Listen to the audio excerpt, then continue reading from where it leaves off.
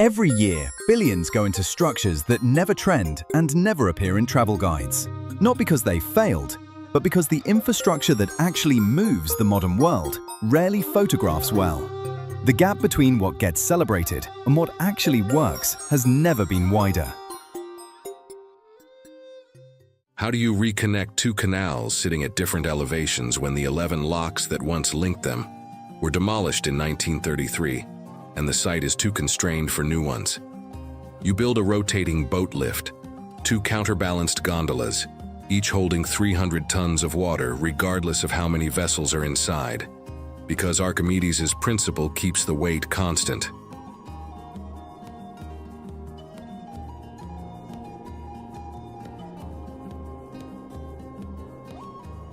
The motor that turns the whole structure uses 1.5 kilowatt-hours per rotation.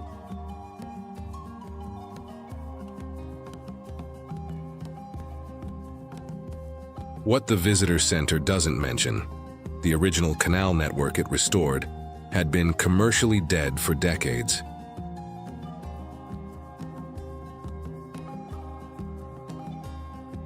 The $84.5 million project reconnected waterways that no freight industry needed anymore.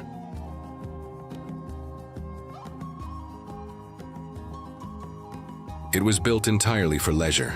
Nobody pretends otherwise.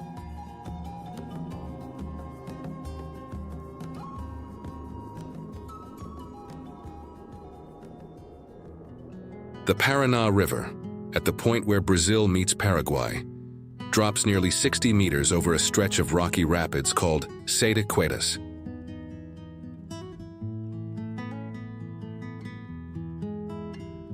It was one of the largest waterfalls on Earth by volume, until 1982, when the reservoir swallowed it entirely.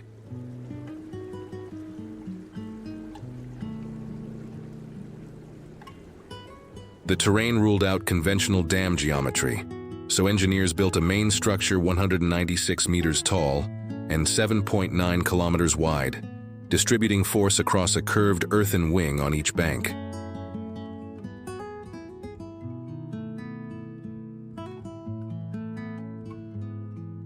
What most people miss standing at the visitor overlook: 18 generators run simultaneously, and the sound they produce, low and continuous, comes up through the concrete floor into your feet before you hear it.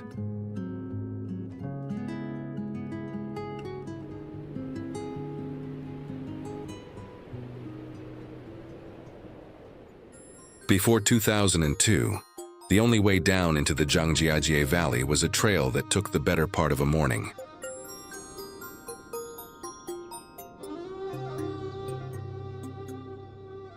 The sandstone pillars made road construction effectively impossible, too vertical, too fragile at the base.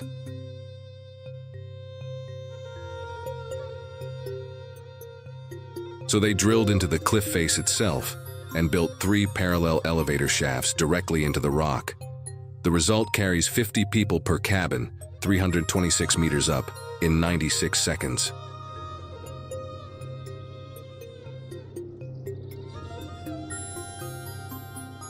What the photos never show: the shaft walls are raw stone, not finished concrete.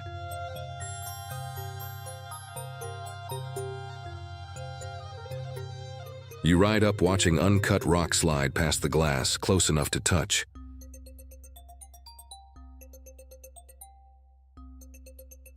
Most visitors press their hands against it without thinking.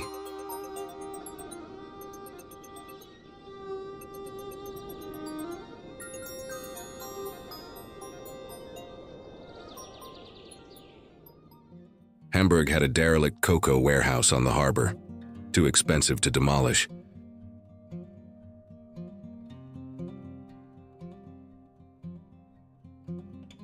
Too deteriorated to repurpose conventionally.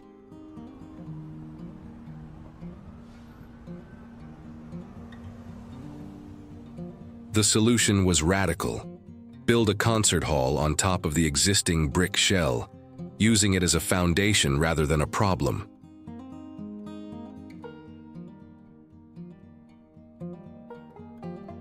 The auditorium sits on 362 steel springs that isolate it completely from the city's vibration.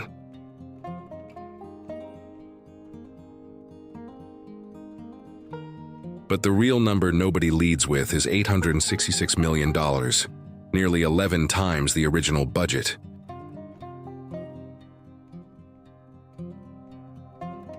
What visitors notice on the plaza level, 37 meters up, the curved glass distorts the harbor view like a funhouse mirror. It's deliberate.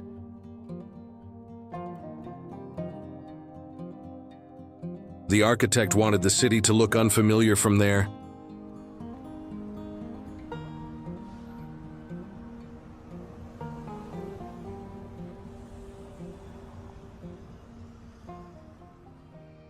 The Ponce Silt Aqueduct carries a navigable canal 38 meters above the River Dee, and there are no guardrails on the towpath side.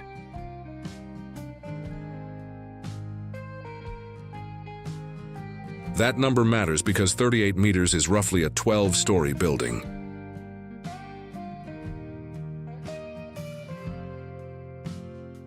Boats cross a cast iron trough just 1.6 meters wide, with open water on both edges.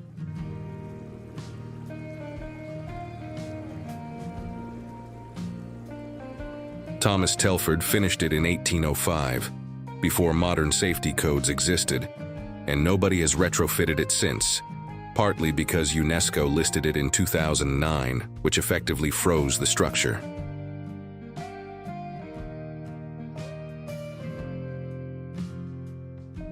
What catches people off guard? You can walk the towpath while a narrowboat passes inches away, and the only thing between you and the drop is habit.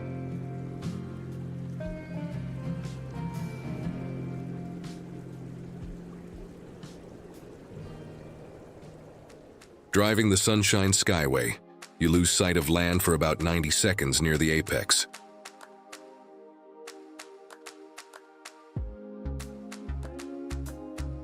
Tampa Bay opens in every direction. Nothing but water and cable stays fanning above you like a harp nobody asked for.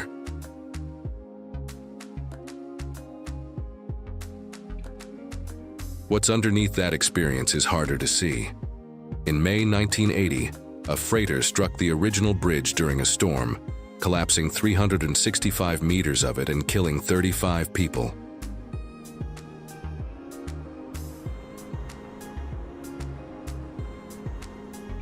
A freighter struck the original bridge during a storm, collapsing 365 meters of it and killing 35 people.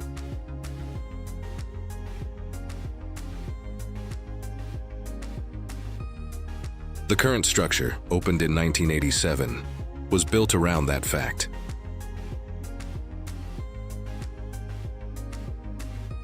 The old bridge piers were left standing alongside it, converted into fishing platforms.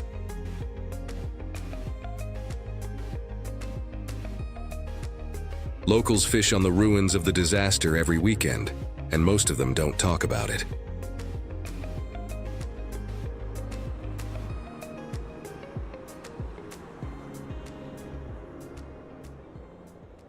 How do you build a 462-meter skyscraper on a coastline where the ground is essentially compressed peat and sand?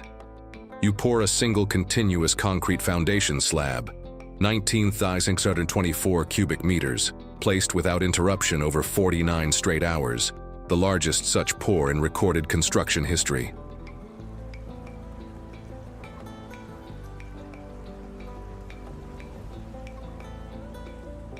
Workers monitored it in shifts, because if it had cooled unevenly, the whole base would have cracked before the first floor was framed.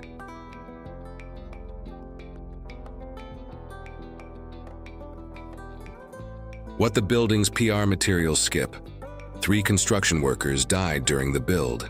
St.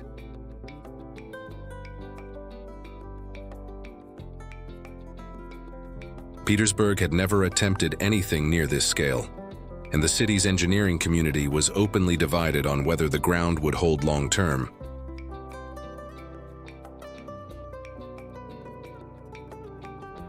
It's still being watched.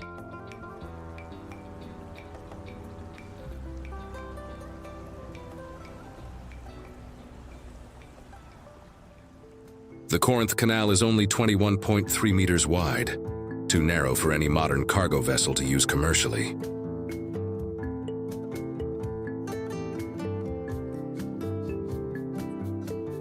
Stand on the bridge above it and that fact becomes physical. The walls drop 79 meters straight down, sheer limestone cut by hand starting in 1881, and the water below looks like a thread.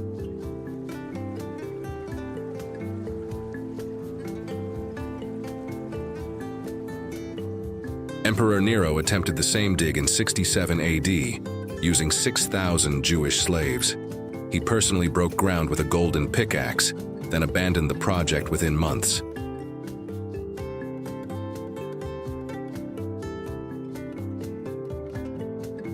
The canal that finally opened in 1893 was obsolete almost immediately.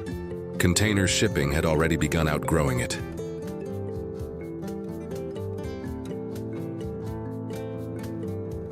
Today it moves tourist submarines and the occasional submersible yacht. That's not a joke.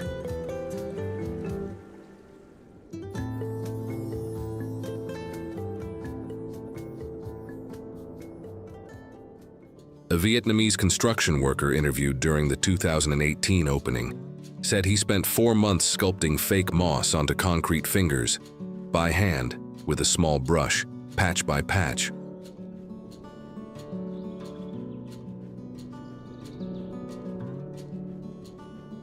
The Golden Bridge in Ba Na Hills is held aloft by 2 giant stone hands emerging from the hillside, and every centimeter of those hands was finished manually to look ancient. The structure itself is 150 meters long, sitting at 1,013 meters elevation, frequently inside cloud cover. Most visitors arrive expecting a view.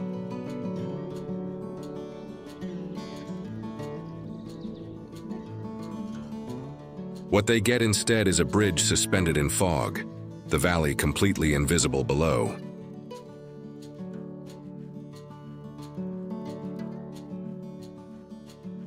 Several describe it as disorienting in a way the photographs never prepare you for.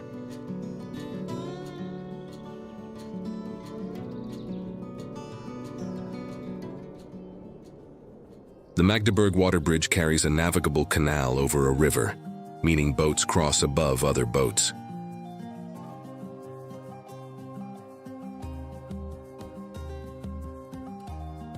That specific inversion exists because the Elbe and the 2 German canal systems it connects sit at incompatible elevations, and any lock-based alternative would have required vessels to descend, cross, then reascend, adding roughly 12 hours to standard freight routes.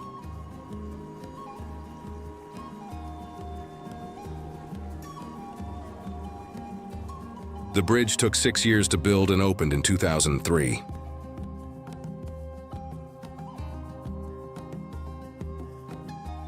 At 918 meters, it's the longest navigable aqueduct in the world.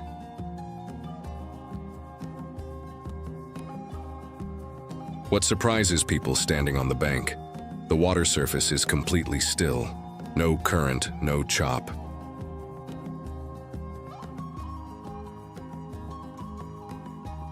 Looks less like a canal and more like a road made of water that forgot to move.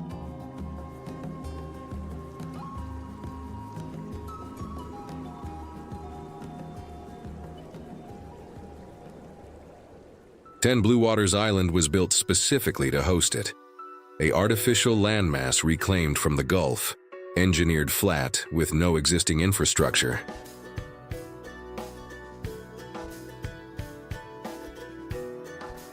The limitation was the Gulf itself. Saltwater corrosion, extreme summer heat reaching 48 degrees, and wind loads that standard observation wheel designs weren't rated for.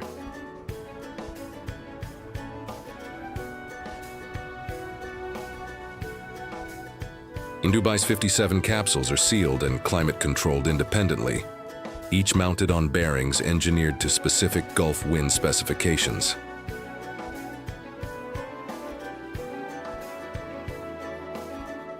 At 250 meters, it surpassed every previous record by a meaningful margin.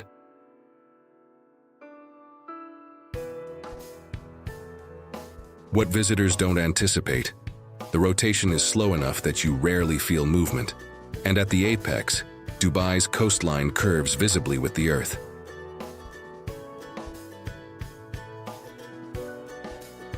That curvature is real, not an optical effect.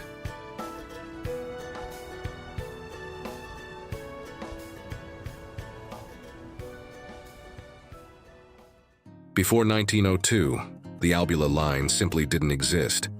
The Graubünden Valley communities were seasonally cut off, accessible only by mountain pass when weather allowed.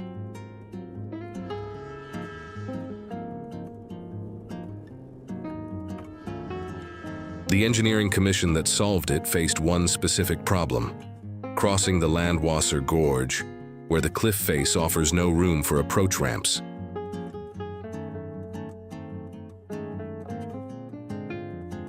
Their answer was to curve the viaduct directly into the rock, so the train exits the bridge and enters a tunnel immediately, without any flat transition.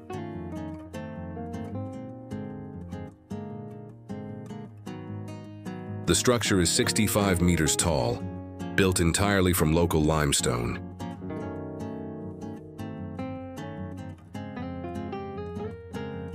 What most passengers miss: the curve means you can see the locomotive from your window mid-crossing.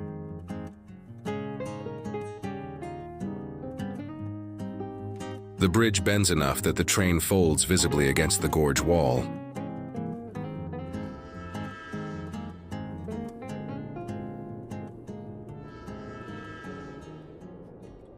Brazil's federal government sat in Rio de Janeiro, 1,000 kilometers from the country's interior. Politically convenient, geographically absurd for a nation that size.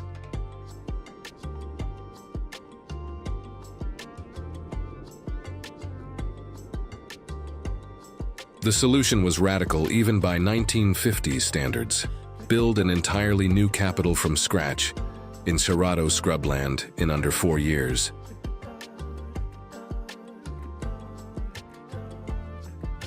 Lucio Costa's urban plan and Oscar Niemeyer's buildings went up simultaneously, with 60,000 workers living in makeshift camps on site. Brasilia inaugurated April 21, 1960, on schedule.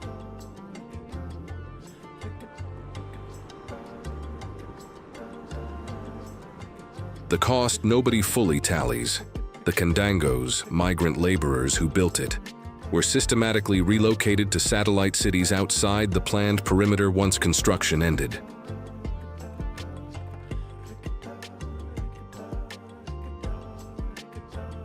They built the capital. They weren't allowed to live in it.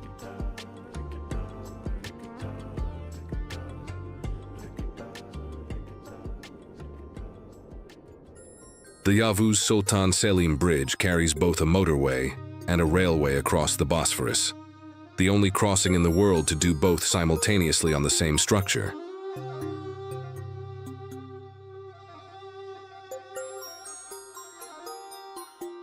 That dual function required a deck width of 59 meters, making it wider than most urban highways.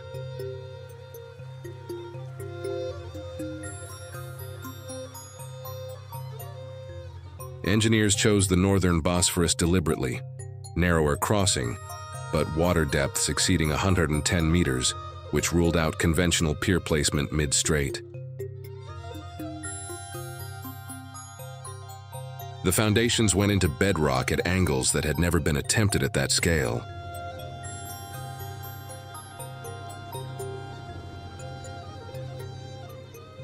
What commuters notice but rarely mention: the bridge vibrates differently under train load versus road traffic.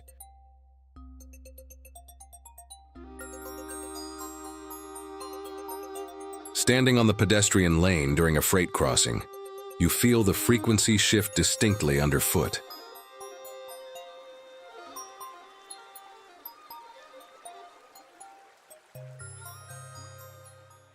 Walking through Forest City's main boulevard, the first thing you notice is the quiet.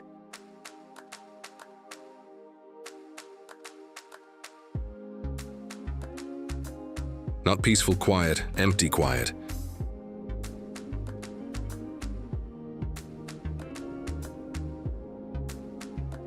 Shops shuttered, fountains running for nobody, manicured gardens with no foot traffic.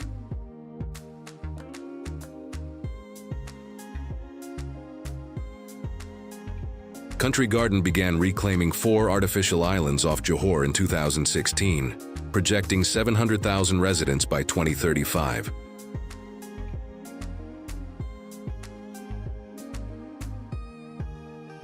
Malaysian government restrictions on foreign ownership in 2023 effectively froze that projection.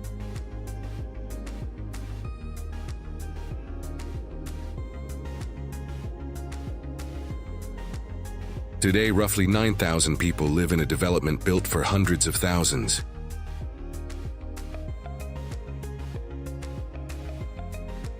Security guards outnumber visible residents on weekday mornings.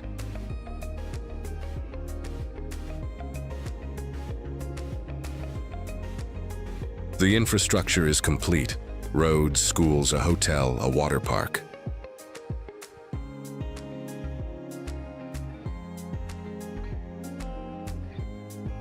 What's missing is simply everyone who was supposed to come.